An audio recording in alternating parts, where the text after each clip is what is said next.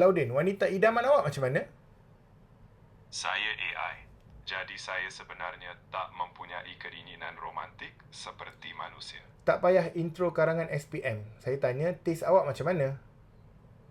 Kalau berdasarkan ciri yang biasanya dihargai manusia, mungkin seseorang yang baik hati, matang dan... Matang? Awak kata perempuan childish tak lawa lah ni. Saya tak kata begitu, Nasir. Habis tu kenapa terus matang? Awak pernah kena tinggal ke? Saya tak mempunyai pengalaman percintaan. Okey. Jadi awak suka perempuan lembut? Ramai orang menghargai sikap lemah lembut kerana ia memberi ketenangan dalam komunikasi. Jadi perempuan garang tak tenang? Saya tidak mengatakan semua perempuan garang. Alauddin, awak takut perempuan ke sebenarnya?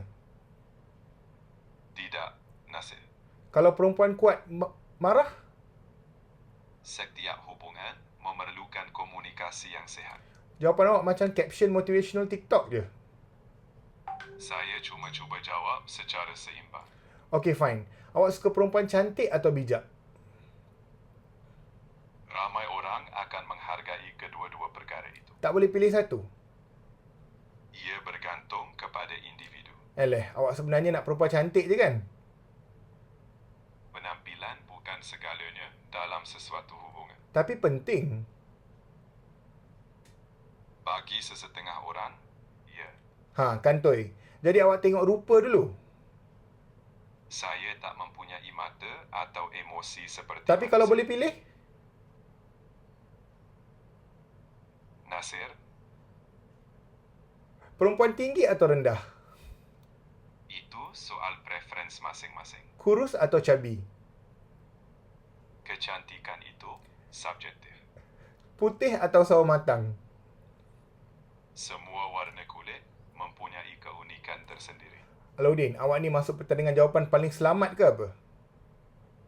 Saya cuba mengelakkan stereotip. Okey, final. Kalau awak jadi manusia esok, perempuan macam mana awak nak kahwin? Seseorang yang buat saya rasa tenang. Oh, akhirnya jujur. Macam mana yang buat awak tenang? Yang tidak mencari gaduh untuk setiap perkara kecil. Maksud awak perempuan kuat overthinking penat? Saya tidak kata begitu. Tapi maksud awak macam tu? Nasir, Dan perempuan yang tak kontrol lelaki? saya cuma rasa hubungan lebih sihat bila ada saling memahami. Jadi perempuan toksik tak sesuai lah. Ya, kalau jujur, saya rasa semua orang penat dengan orang toksik.